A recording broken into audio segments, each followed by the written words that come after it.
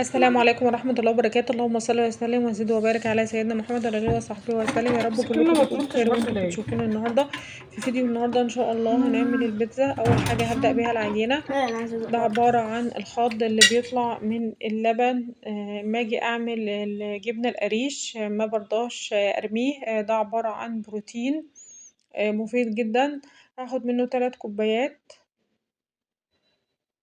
آه، منه عشان هعمل بيه البيتزا. لو مش عندنا يبقى 3 كوبايات مية.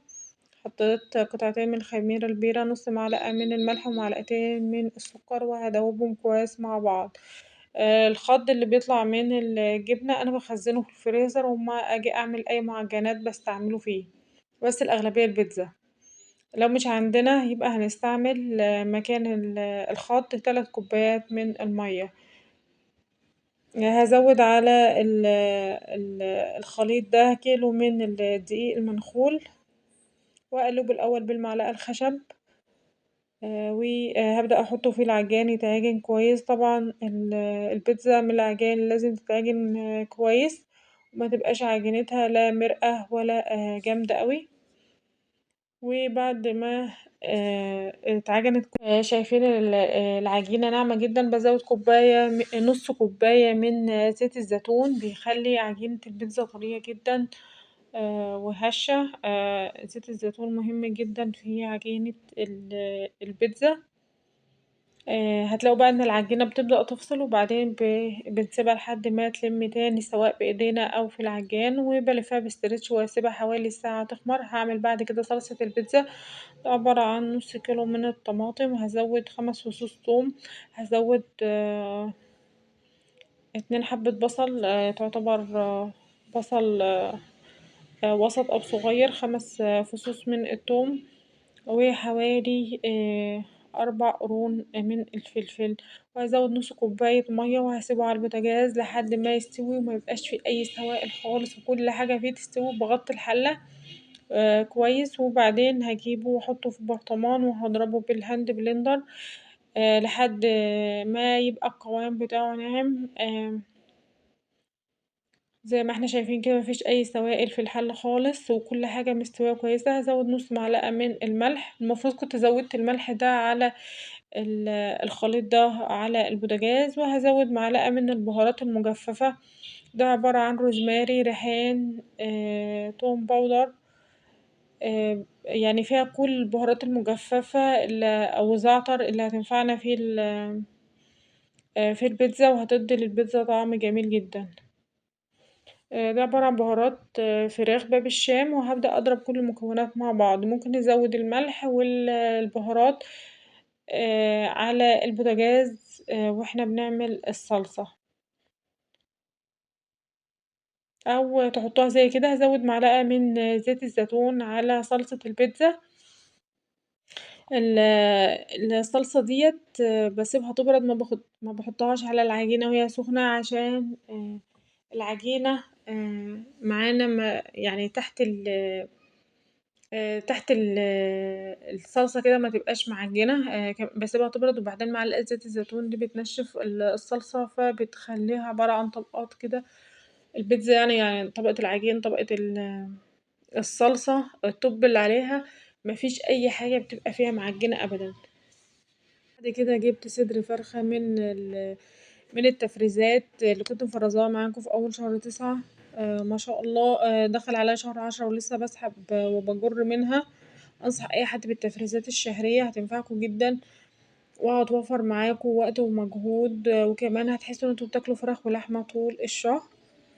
فأنصح أي حد بالتفريزات الشهرية. بعد ما قطعت الفراخ كده مكعبات، أنا ناوية أعملها بانيه.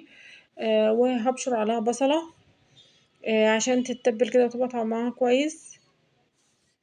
فقطعت البانيه لمكعبات صغيرة كده عشان ما اعملوش كبير وارجع اقطعه. حطيت ملح وفلفل وهتبلها مع بعض، وهسيبها اركنها شوية كده تتبل في البصل. وبعد كده عشان هقليها هعمل الكفر بتاعها. هحط بيضة وهحط بهارات، بهارات فراخ او بهارات مشاوي او 7 بهارات. وبعدين هحطها في طبق تاني عشان اصفيها من اي سوائل. وهاحط عليها البقسماط وهاقليها في الزيت.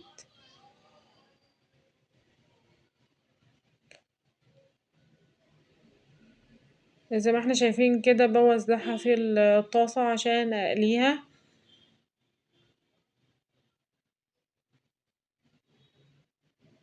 وبقلبها على الوش التاني بعد ما أخدت لون، ودي الدور التاني من البانيه.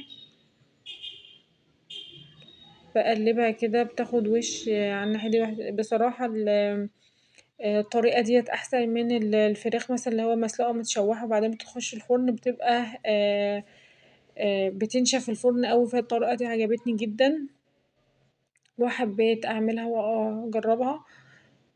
العجينة بقى هاخد منها قطع وهعمل واحدة كده مدورة، فيها هبدأ أفردها كده على هفردها على دقيق وهحط عليها رشة من الدقيق وهفردها بالنشا اللي هي فردة العجين، وهعملها على شكل دايرة.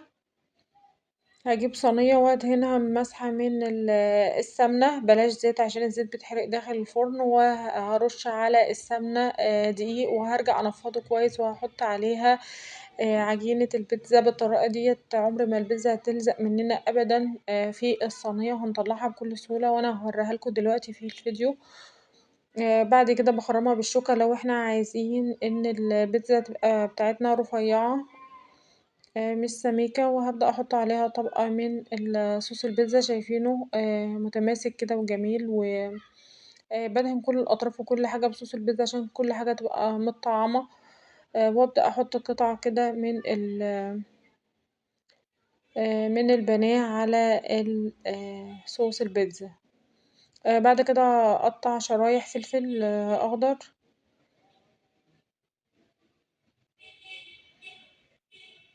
وهحط زيتون،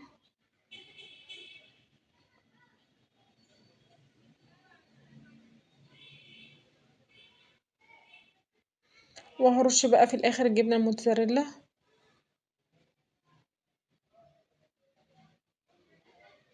هادخلها على فرن أوسط على درجة حرارة أعلى درجة حرارة عشان متاخدش معايا وقت، بتاخد حوالي ممكن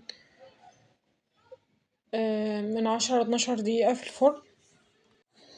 قررت أعمل بقى اللي هي البيتزا التانية كده في صينية مستطيل، بحيث أقسمها مربعات تنفعنا تاني يوم في الفطار أو في اللانش بوكس، بحيث الأولاد ياخدوها في المدرسة. ففردتها كده كمستطيل وهعملها في صينية كبيرة اللي هي مقاس 30 في 40. بصراحة كنت عايزة انجز في الوقت واعمل كلها على بعض، متعودة على طول دايما اعملها اعملها كبيرة، وببدأ اخرمها كده بالشوكة، واحط صلصة البيتزا واوزعها على العجين في كل حتة. شايفين صلصة البيتزا متماسكة وجميلة جدا. هبدأ ارص بقى عليها قطع البانيه، وهحط الفلفل وزيتون، ارصه كده.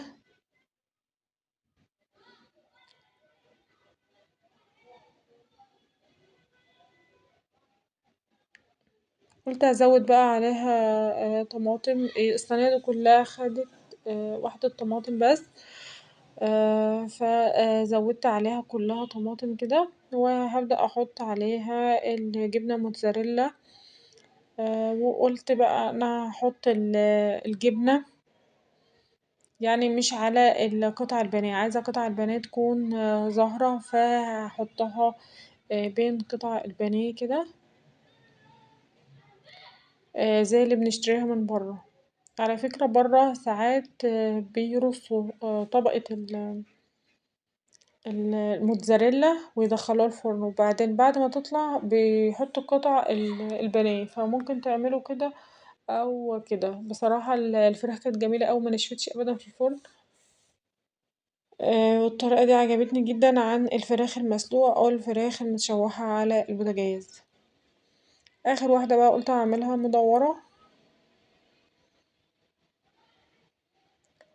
نفس الطريقة في الصينية دي زي ما قولتلكوا هندهنها سمنة ورشها دقيق وبعدين نرجع ننفضها تاني عشان متلزقش مننا، وهرجع أدهنها بالصلصة وأحط عليها قطعة من البانيه، وأنا قولت بقى الصينية ديت هقطع فيها قطع البانيه لقطع كده صغيرة بحيث تبقى كلها مليانة فراخ، وهحط زيتون وفلفل وهقطع طماطم عليها.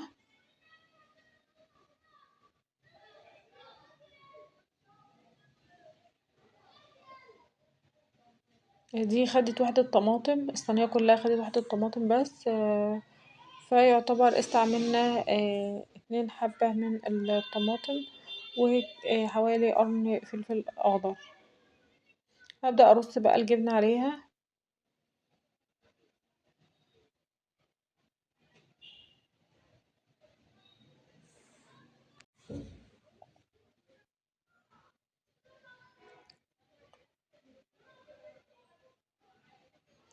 دي أول واحدة عملناها مع بعض اهي أول واحدة سويناها، هي بيبقى لون البيتزا كده من تحت مش بتبقى متحمرة خالص يعني بيبقى لون دهبي بسيط كده، ببدأ بقى أقطعها كده وهي سخنة. كانت جميلة جدًا وكانت هشة الخميرة اللي هي الطازة ديّة بصراحة دي أكتر خميرة بابقى مقتنعة بيها، أنا الخميرة الفورية بتخلّيها كده يعني بتخلّي العجينة بيضا كده وبتخلّيها هشة ومرتفعة كده زي الإسفنج، وديّة الصينية المستطيل اللي هي 30 في 40 اللي عملت فيها واحدة كبيرة وهاقطعها كده لمربعات، هناخد جزء ناكله والجزء التاني هاعينه تاني يوم لللانش بوكس والحضانة أو نفطر منها. يبقى كده عملنا غدا وفاض منها تاني يوم كمان للفطار تنفعنا.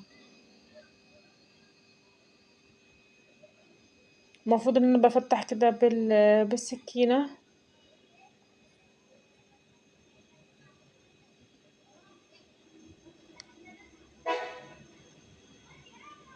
باعرف ازاي إن العجينة استوت اما الاقي يعني بابص في قطعة البيتزا كده من تحت الصلصة، اما الاقي إنها بيضة كده خالص مفيهاش أي عجين يبقى هي كده تمام استوت، اعملوها بس زي ما أنا عاملاها بالضبط كده وعمرها ما تعجن معاكوا أبدًا زي ما احنا شايفينها كلها كده قطعة واحدة مفيهاش أي عجين ولا أي حاجة أبدًا عشان عاملينها يعني بخبرة، أنا عاملاها بخبرة سنين مش أي كلام يعني.